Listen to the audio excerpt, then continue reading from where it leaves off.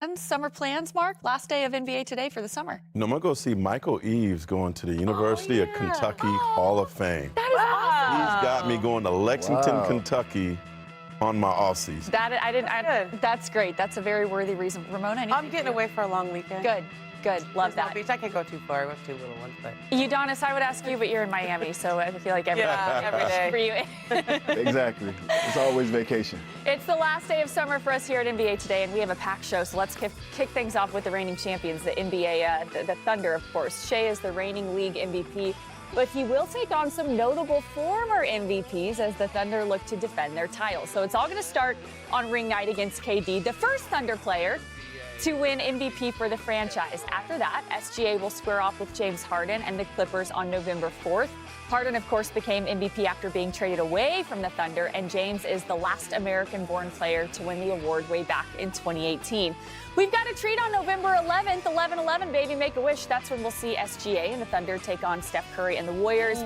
Curry is a two-time MVP and the only player to ever win the award unanimously back in 2016. The next night, OKC will clash with the Lakers and their former four-time MVP, LeBron James. LeBron has gotten the better of the head-to-head matchups with SGA in their careers, winning 10 of the first 16 meetings. Then, the first clash of the season between SGA and Joker comes on February 1st. Yeah, Ramona's ready for that one. That's a long time. That's the first one? The top two finishers in last year's race will meet four times down the stretch of the season. So OKC is fresh off 68 wins and their first title as a group. Heading into next season, most expect them at the top of the league, and their schedule actually could help. OKC has the sixth easiest schedule heading into next season. So we're going to go to UD, somebody who knows a thing or two about winning back-to-back titles. You did it with the Heat. What do you think is going to be the biggest challenge facing OKC as they try to run it back?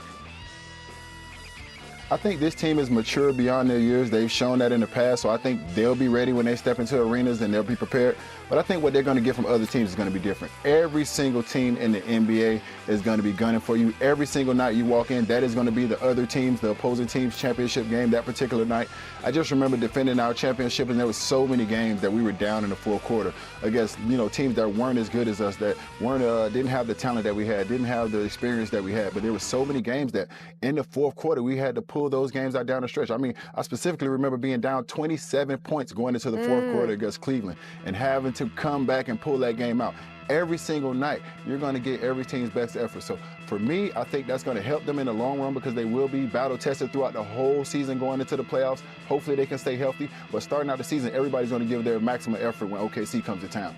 It really is going to be the proverbial target on the back for the reigning champions if they want to go back-to-back for sure. Ramona, what say you? Look, I'm not worried about them at all. I feel like when I was around them this year, they reminded me a lot of those Warriors in 2015, where they went and won a title and then they won 73 games the next year. Like, this OKC team is young. They are still getting better. Last year, I know they avoided major injuries outside of Chet Holmgren, and that was one of the reasons they won 68 games. But I think they can win more games. I think Shai Gilgeous-Alexander led the league in scoring last year. He also would have led the league in scoring if you just counted his first three quarters, okay, up until the last week of the season. Then that fell off a little bit. But that's when they sat him. But he's still getting better. Chet Holmgren's still getting better. J-Dub still has a higher ceiling. This team, they're still young. They're hungry. They're not even as good as they're going to be, and they already won 68 games. Nothing would surprise me in terms of them in the regular season because they don't even play that many minutes. Shai averaged 34 minutes a game last year. Their starting five is average about 30 minutes a game. That was so the middle deep. of the. They're so deep. Yeah. It doesn't have to be Shai carrying them every night. Yep. Yeah, I agree. Mark Spears, biggest challenge for OKC. I don't know if there was an NBA team that drank less champagne and beer. They didn't know how to open the bottle. They didn't. The Thunder. And they didn't like the beer. J-Dub did not like the taste of beer. I don't either. That was the first time he ever drank. Yeah. I'm a wine guy, Kendall Jackson, stuff like that. That fits you. But do they have a hangover, right? Like, when they come back to Oklahoma City, are they feeling themselves? I'm a champ now. People might have assistants suddenly helping them that they didn't have before.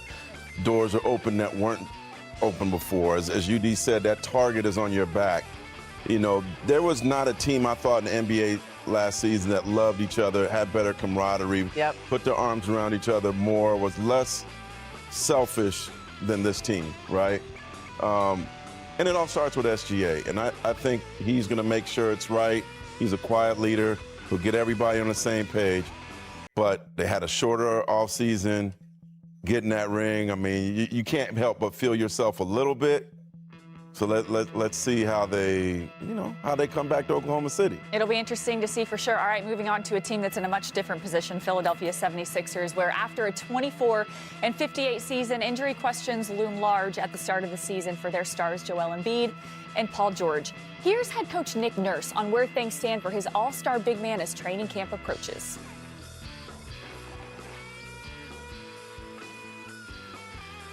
I'm not sure. I know things. All the news is positive. I know he's working very, very hard, and I think things look good.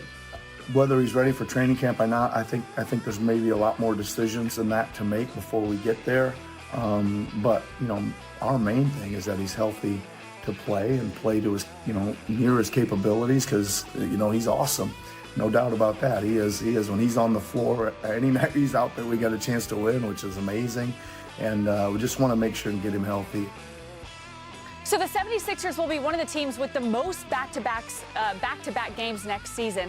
That's key with Joel Embiid's availability. The 2023 MVP has not played in any back-to-back games since early 2024. So we know he's probably not going to play in back-to-back games again. And Ramona, I want to go to you on this because Nick Nurse, one of my favorite things about him is he's just kind of the eternal optimist, right? So he always sounds very positive.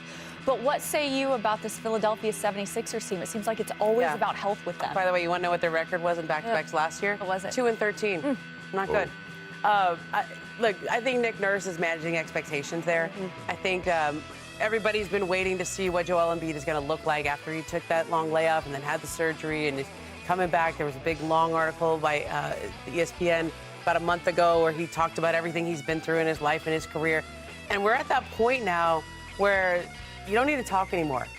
We just need to see it. We just need to see him out there. And I think Nick Nurse is giving him some space in order to get back on the court whenever that may be, whether it's the start of training camp, whether it's the middle of it. But I'll say this. All the videos I see, all the word I get out of Philly is that Tyrese Maxey and McCain and the younger guys and VJ Edgecombe, they've all been in the gym all summer long. And these guys, Embiid, Paul George, missed a lot of time last year. That young group, they may not wait. They may not be able to wait. They might go the youth movement route, as they say. So when you take inventory of the situation, Mark, what direction should Philly go?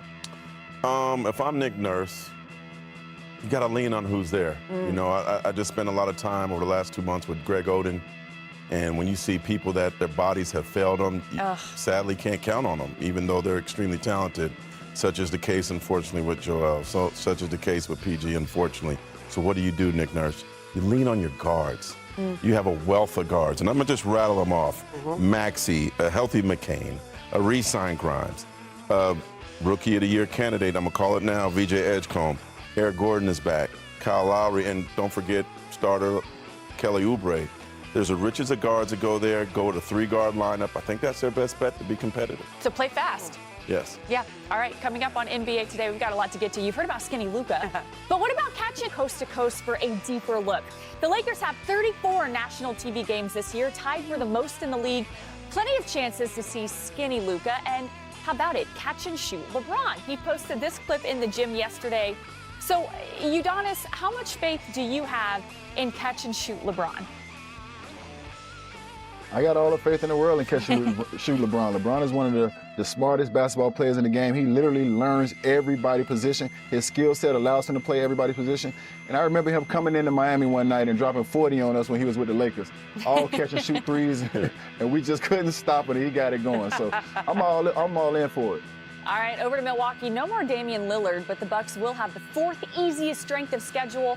Ramona, do you think people are sleeping on the Bucks? Yes. Listen, this group went 10-4 when Dame was out with his deep vein thrombosis. They added Cole Anthony. They're still in the East where everybody else is hurt, and they still have Batman, Giannis Antetokounmpo. Kyle Kuzma's going to be better this year. He's going to have a whole camp. He's going to learn how to play with Giannis just like he learned how to play with LeBron. They're going to be way better than people think. Oh, Wake up. Wake up. Come on. You got Mark and UD snoozing. All right, the Mavericks have the 6th hardest schedule. They played 44 games. Come on. 44 games against teams that were 500 or above last season. Dallas, of course, is going to lean heavily on Cooper Flagg. Mark, how good is he going to be in year 1? We got to start giving this guy some hype. He's going to be special. He's going to be one of the best rookies in NBA history. I saw him in the training with USA Basketball 2 years ago. He was on the select team playing against the Olympic team, and he was the best player there, like 16, 17 years old. He doesn't turn 19 till December. Whoa. This kid is going to be a superstar, and I think it's going to hit early. You don't often hear people say that a #1 pick is underrated or not being talked about enough, We need Mark. to talk about him more. All right, so Cooper Flagg looked the part in Summer League, and the top pick, of course, is the favorite to win Rookie of the Year, according to ESPN Bet. Flagg will look to become the first Mavs player to win Rookie of the Year since Luka Doncic in 2019. For more, check out Kevin Pelton's piece. It's up on ESPN.com right now. It's called Who Can Top Cooper Flagg for NBA Rookie of the Year Award. He makes the case for each rookie with a chance to steal the spotlight from Flagg this season. So, UD, what rookie not named Cooper Flagg are you watching this season? I'm looking at these two guys out here in Utah, and I'm real intrigued about what they got going on in Utah. I love the athleticism. I love the skill set of Ace Bailey. But I look around that locker room, and I look at that roster, and I say, there's opportunity for him to play, and you also have veteran leadership. You have Kevin Love in that locker room. You have Kyle Anderson in that locker room. So you have guys that have been there. And also look at Walter Clayton Jr., who they traded up to take Walter Clayton Jr. I look at that point guard situation. I look at Isaiah Collier, which is crazy because he's got a year in the league and he is 21 years old. I look at Keontae George. He's got a year in the league and he's 21. Collier's 20. George is 21 years old. And Walter Clayton Jr., who they just drafted this year, is 22. He is older than both of the guys that have already got 1 year in the league. So I look at this team and I say, Utah is going to give these guys an opportunity to grow, an opportunity to make mistakes. And I think this is an opportunity for these guys to see what they have in the future with these young boys. So I'm going to watch these guys. UD, where did he go to school? Oh, listen here. Where did he win a championship at, should you be asking me? Ramona, what a rookie not named Cooper Flagg do you have your eye on for this season? I think Trey Johnson. I think the Wizards got a steal there. They got, a lot of people thought they were going to get Ace Bailey or they felt bad they didn't get. I think Trey Johnson's going to be a steal here. And I'm surprised that he's the #2 pick there, but he's a great shooter. He's a great scorer. He looked great in Summer League. I was talking to George Sedano, who does the sidelines for us, and I go, who's the dude from Summer League that you're going to watch who's going to step right in? And he goes, Trey Johnson. He is a grown man, and he's ready to contribute right away. Mark, what say you? You know, Jeremiah Fears is my dark horse. Okay. But I love VJ Edgecombe. He's really, really special. He's got a confidence about him that's not normal for this age. He could light it up scoring-wise. The opportunity is going to be there for the Sixers. I think he's not scared. I think he's going to walk in, make a big difference. And in terms of Harper, I know we didn't mention Harper at all. There's just a lot of competition for playing-wise there. I was going to say, so much of it is where you go. Yeah, if he wasn't playing for the Spurs, he definitely will show the talent, though. Yeah, absolutely. I look at, I'm, of course, with the Rockets and Reed Shepherd. You know, it's just such a great point. Like, Reed was a great rookie, but just such a deep team. He didn't have a chance to play a lot. Yeah, I mean, I think Reed Shepherd was drafted very high, and there's a lot of teams that tried to acquire him in trades this offseason. Yeah. No, don't even ask us about him. Yeah. That's how good he is. But at some point, they got to let him play. Right, for sure. So when you take inventory of rookies, so much of it is where they end up. But UD, I love your point. They're not trading up for Walter Clayton if they're not going to play him. We shall see. Go Gators. Absolutely. All right, coming up, Mark. Well, this summer has seen plenty of moves in free agency with plenty of players getting paid. But there are still some notable players available. Several restricted free agents are still waiting to get a deal done, including the Warriors' Jonathan Kaminga. We have talked and heard a lot about this. For more on Kaminga, our Warriors reporter Anthony Slater joins us now on NBA Today. Anthony, where do these negotiations stand now that we are halfway through August? Well, there's been renewed conversations between the two sides. There's dialogue, but as y'all know, talking doesn't necessarily equal movement. You know, they've shared contract concepts and opinions about the whole thing, between each other this last week, dating back to last weekend. But, Kuminga wants more of a player-friendly deal, more of a signal of that he's a building block, not just a trade asset. The word I've heard from the Kuminga side is pawn. He doesn't want to sign this 2-year, $45 million deal with a team option where he is clearly just being used to be traded mid-season. That's not something he wants to sign up for. Now, if you're talking about a 3-year deal, if you're talking about something with a player option that shows him a little bit more commitment, that's something he'd be interested in. But as of now, the Warriors have been hesitant to do that, and because of that, Kaminga is signaling to those around him that he's very willing and prefers the qualifying offer over the 2-year, $45 million deal. And that's dangerous for the Warriors. They can try to call his bluff, but right now it seems to be trending towards the qualifying offer. Well, it's not just that this situation is happening with Kaminga, it's that it's halting any other off-season moves that the Warriors could make. So what's their plan to fill out the rest of that roster? Yeah, I mean, it's the same name we've all been talking about for, 6 weeks now, right. 7 weeks. Yes. Al Horford, he's clearly ticketed to be their starting center if that gets wrapped up. DeAnthony Melton is a name that they like. Seth Curry. Their second-round pick, Will Richard, is a guy expected to potentially be on their roster. Gary Payton II. But again, as you mentioned, they are all waiting for Kaminga. But from my understanding, from what I've heard, they're aware of the situation. They're aware of the complexities, and they're comfortable in this holding pattern because training camp is still a while away. But I will say, August is a lot easier for people to just be like, okay, we'll get to you when we get to you. September's where it starts to get a little bit more uncomfortable in this entire situation, and that's where I don't know if there'll be movement or a little bit more angst on the Warriors or Kuminga side, but September is where this could get a little bit dicier. So here's the basic question: what do you think happens next? Yeah, again, unless the Warriors are willing to up their offer or reopen sign and trade conversations, which they've shut down to this point, people can question whether Jonathan Kuminga will willingly not take $14 million more, and take the 2-year, $45 million deal. But you talk to people around him, and he's pretty dug in. Like, if this is going to be the best offer, if 2 for $45 with the team option is going to be the best offer, he will see them in training camp on a $7.9 million expiring qualifying offer, which includes a no-trade clause, because he wants either to be viewed as more of a building block, or he wants his freedom, his control of his future. And the qualifying offer, while less money, gives him control of his future.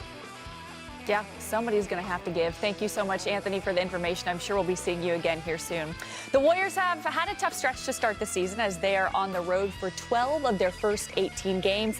That's the most road games in the NBA for the first month of the season, but that didn't stop Steph. When asked if they can win a championship, here he is with ABC's Larry Beal.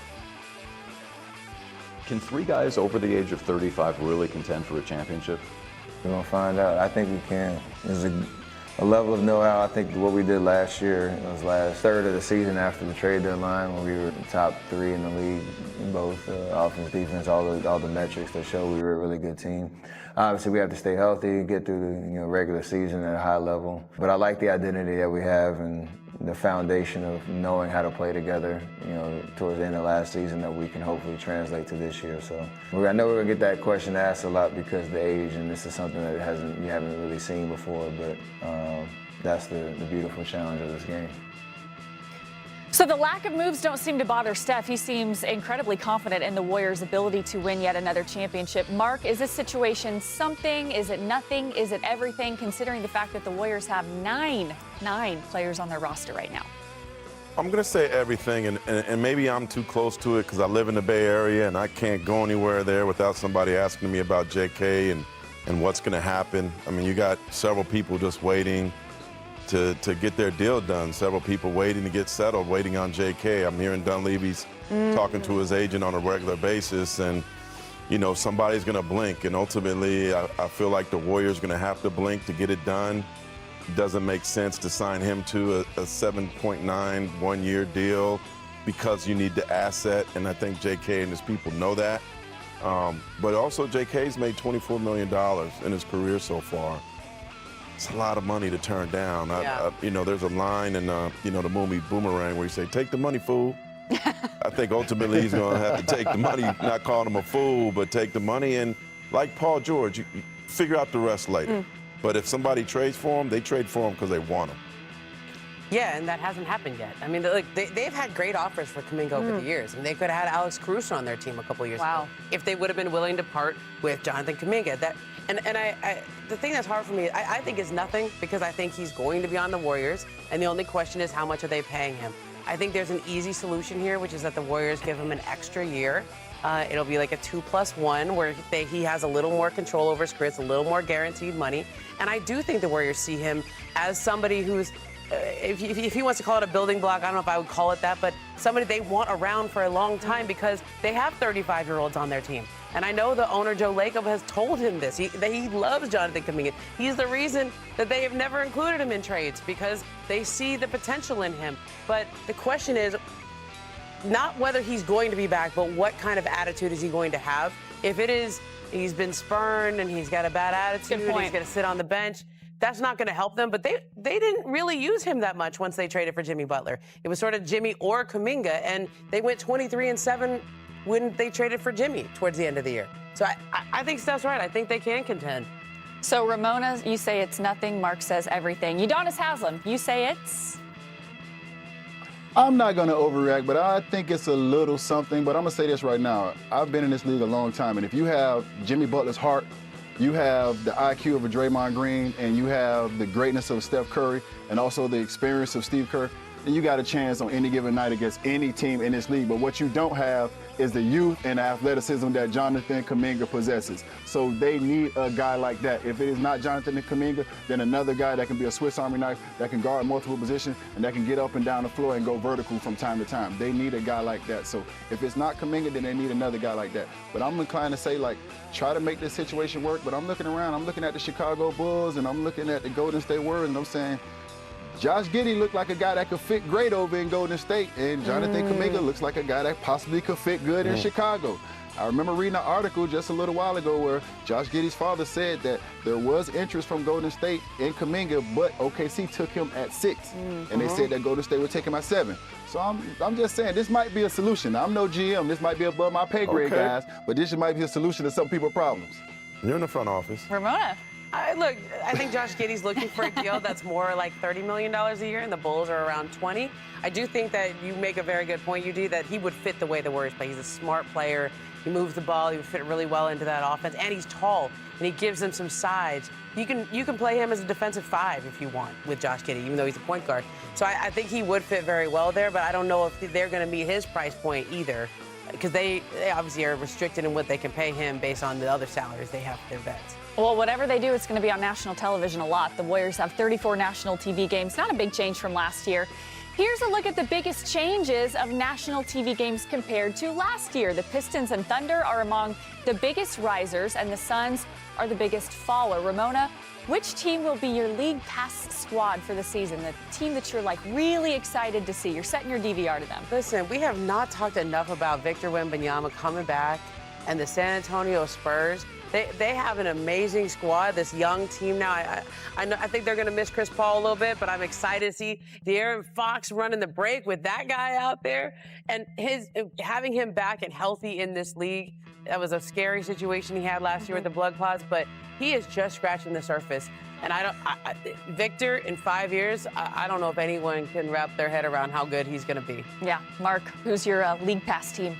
I'm going to go with the Orlando Magic. I know I've been pushing the Magic a lot this offseason. I think Paolo's going to be an MVP candidate. Whoa. Wagner is going to be an all-star. Wow. The trade they made is huge. I just think they're really going to take the next step, and they're fun to watch. They are super fun. Paolo, I think a lot of people are not educated on how much fun he is because the Magic weren't on TV. They're on the TV a lot more, but if you got the league pass, hey, tune in. The Magic put on a show. And they've got a really catchy song, Orlando Magic. All right. You see, I know, I can't stop singing either. Udonis Haslem, who's your league pass team? Who are you excited to watch this season? I know everybody's going to say I'm being biased, but I'm not being biased. I'm just being honest. Let me guess. I'm not being biased. I'm just being honest. I will okay, take a look, and I will keep my eyes closely on the Miami Heat. Oh, really? I look at this team, and I say, this is a team. Oh, really? Oh, really? I might even stop by practicing too and keep my eyes even closer. Yeah, man. But this is a lot. This is a team where I say these guys have struggled scoring, but they've been in the top 5, top 10 defensively every year. This is a situation where you bring in a guy who can put the ball in the hole in normal power. You have a guy like Tyler Hero, who's former Sixth Man of the Year, who can put up a dub in his sleep. You have Bam Adebayo, who can play both sides of the basketball court. You get Pelle Larsson coming back with some experience after last year. You also have Wiggs getting a year up under his belt. And Terry Rozier. I understand Terry Rozier did not have a great season since he's been in Miami, but this is a guy who also was able to wake up in the morning and put a dub up on you real quick. So this is 5 guys on this roster that can go for 20 points. No, everybody is not going to score 20 points every night, but this gives the team depth, and this makes this team dynamic. If they can continue to defend at the rate that they've been able to defend, I have no doubt like LaSpostra Nostra going to put them boys in position to be successful offensively. And you caught a little flack, but all 3 of us actually I the Miami Heat are also going to be exciting to watch. It's always good for us when the Heat are good. Yeah, for sure. All right, speaking of the Heat, some breaking news from Shams Charania. Miami traded forward Haywood Highsmith to the Brooklyn Nets, a move that gets the Heat under the tax line for this coming season and creates roster flexibility. The Heat are also... You didn't know, huh? We're telling our guy the news about his team. The Heat are also sending a second-round pick in 2032 to Brooklyn, which is sending a conditional second-round pick in next year's draft to Miami. With Highsmith being moved, Miami now has 2 open roster spots. Use the highest level of technical device known to humankind, maybe a board with an arrow to tell us how many games a team will win. Are y'all ready? Yeah. All right. You've got 24 seconds on the shot clock for each question, so you're holding the ball. Let's get right to it. Starting in the Mecca, coming off a 51 season last year. Will their total be over or under 53.5 for the season? Okay. Okay. All right. So over. What do we think? Look, I just think they're in the Eastern Conference. Yeah. And they're together, and they're healthy right now. And so 51 wins last year, and now you have 2 or 3 of the teams that were in front of you or that were better than you last year. Boston, right? And obviously they lost to the Pacers, have major injuries. So I'm gonna take them over on this one. New coach Mike Brown. New coach, added 2 shooters. There'll be some camaraderie with the guys that are starting, coming back. I think Mike's going to do a great job there. Yeah. They better. They got to. Do you like over or under for the Knicks? I'm gonna go over with that one. I'm not worried about the Knicks in the regular season. My concern is about the playoffs when it's a 7-game series and you get to hone in. You get to hone in on the weaknesses. That's what I'm worried about for the Knicks. It ain't about the regular season when you stopping in for one night and then you leaving. That's not what I'm worried about. So I give them 53 games. All right, next stop, Minnesota. The Timberwolves posted 49 wins last year. So will Ant and the Wolves finish over or under 50.5 this season? Interesting. That's a tough one. This one is They tough. were the 6th seed last year, remember?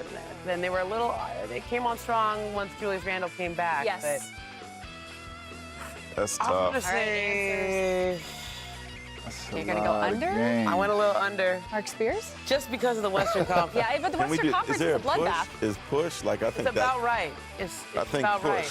Okay. Like, I guess I'm going to put it like that. No, but that's you just had Right to in the pick middle. one. Come on. No, I'll say So over. on the fence, I'm They'll gonna be make at you make a 51. decision. I think they'll barely be over. It's the West. A lot of people got better. And then they got Julius Randle at a training camp. They'll have better. And he's not camaraderie. coming off a shoulder surgery. Yeah. UD. T-Wolves? This one is tough. I mean, know. the Western Conference is a That's what I slugfest. This is a tough one. Do it. Mark's pressuring Only because I you. want to believe in Ant-Man. Only because I want to believe in Ant-Man, I'm going to go over. Fair. Because I want to believe in Ant-Man. He is definitely one of the most fun guys to watch in the league. Okay, let's move on to the Clippers, a.k.a. the Unction, who made some moves this offseason. They hit 50 wins last year, but with a 47.5 line this season. Are you taking the over or the under? They had Chris Paul. They made a lot of moves. Ooh. All right, Ramona's got over. I'm going over. Mark Spears has got. Look, they won. They got 50 last year, right? Yeah. So this is less than what they got last year, and I think they got better. So, I mean, they're going to miss Norman Powell. He carried them in a lot of games where they had injuries, where Kawhi wasn't playing. But James Harden plays darn near every night, and he's generally pretty healthy. I like the moves they've made. I know they're old, and they're going to have guys in and out of the lineup, but they also got deeper. They did get deep, and we talked about James Harden. This isn't playoffs, okay? So, yeah, you're right. During the regular season. It's only the Game 7 that he can. Mark Spears, over, okay? I'm going to go over because of what you said, the depth. Yeah. I think that helps that team a lot. UD. I'm gonna go over. I'm with everybody on the panel. We all agree Yep. for once. Love that. Yeah. All right, now to the Motor City, led by Cade Cunningham. The Pistons tallied 44 wins a season ago. So over or under 45.5 this year. I think they're very well coached by JB Bickerstaff. I think they could be really interesting in the East. Over, under 45.5. I'm going over. All right, Yeah. Ramona's going over. Mark Spears. I'm going to go over because I think they're going to eat in the East. Yeah. They're going to eat well in the East, yeah. UD? I'm going over for these Thundercats. I've been a huge fan of Detroit and what they've been able to build, their grit, their connection, their toughness. I'm a huge fan of Cade Cunningham. As you all know, Bam is one of the best defenders in the league. Yes. They got the switch on Bam, and the Miami Heat, we love a matchup with Bam against anybody, and Cade Cunningham gamed them for the money. That's when I knew he was the real deal.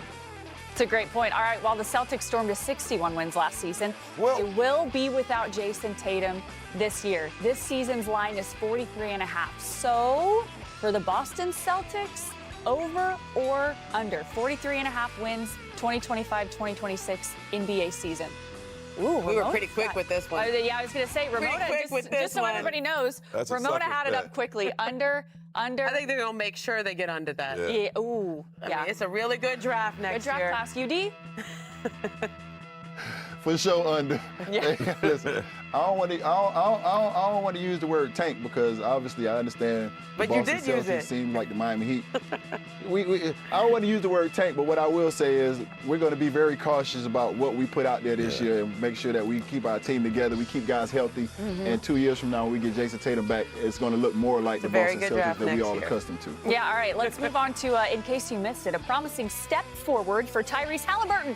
Literally, the Pacers star posted to social media yesterday showing he is out of the walking boot. He is back in sneakers as he works his way back from that torn Achilles he suffered in Game 7 of the NBA. Yeah, for sure. Finals back in June. All right, also today's August 15th. It's officially Nipsey Hussle Day in LA. Today would have been his 40th birthday. Should have been his 40th. So our producers went digging in the crates to bring you Russell Westbrook's historic 2020 game dedicated to the late rapper.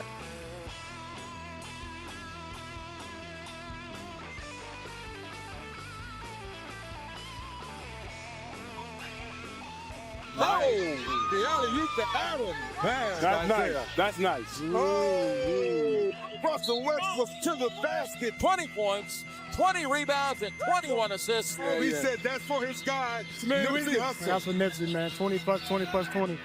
They know what that means, man. That's for my bro. So special, Mark. Yeah, I recall going to a Warriors game that day, hours after Nipsey Hussle passed, and just the team being floored. Steph had met him a year ago, spent time with him. DeMarcus Cousins said he had listened to his music all